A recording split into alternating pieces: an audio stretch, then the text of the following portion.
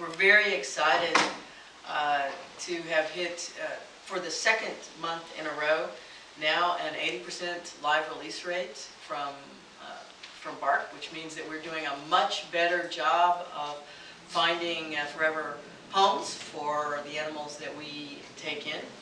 And the live release rate for cats in February was above 90%. So the yesterday's BARC is no more.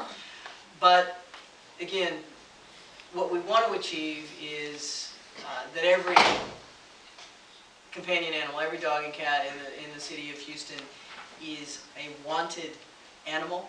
And the only way that BARC can continue to drop its euthanasia rates and increase its live release rates is to make sure that we stop the animals coming in on the front end.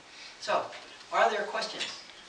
Mayor, could you talk a little bit about the impact of this initiative in the context of the clinic that opened at BARC last fall? They were hoping to get up to maybe 15,000 procedures a year. The trailer would do 7 to 8.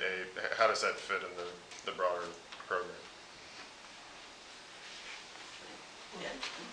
I'll just say that, I mean,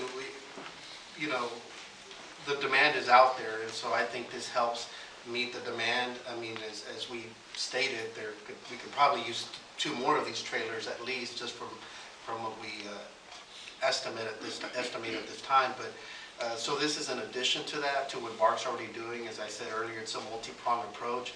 In addition, it's putting it out in the community where we know there's a direct need. We're very strategic, not just to find any location, but something that was right in the heart of both District H and District I, because we've seen the numbers and statistics out there, the anecdotal information about the needs. So I think the satellite approach really helps, so it's only going to supplement what BARC is already doing. And so sometimes there's gaps in these services out in the community.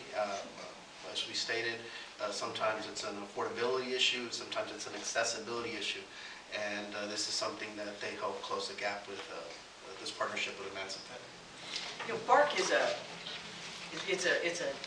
it's a good facility, and it's actually becoming a much better facility. We're about to open our new adoption center there. But you have to want to go to BARC by placing the trailer in a highly visible transit corridor in the heart of the neighborhood.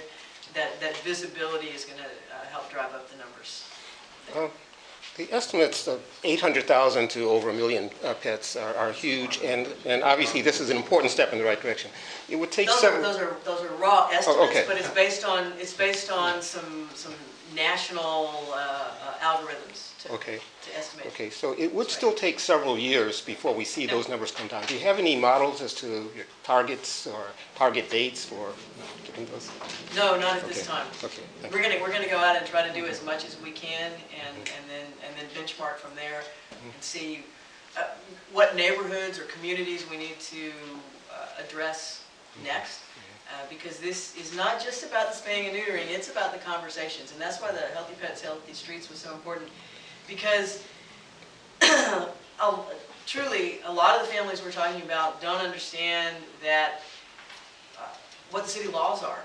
That you're supposed to register your pet, that they need certain vaccinations, that they shouldn't be tied up in a yard, and that dogs need to be socialized, things like that. And so it has to go hand in hand. The mayor, with 800,000 roughly guesstimated stray animals out there, if you're spaying and neutering 8,000 a year, that's a long curve going in. Is this really going to help? Well, first of all,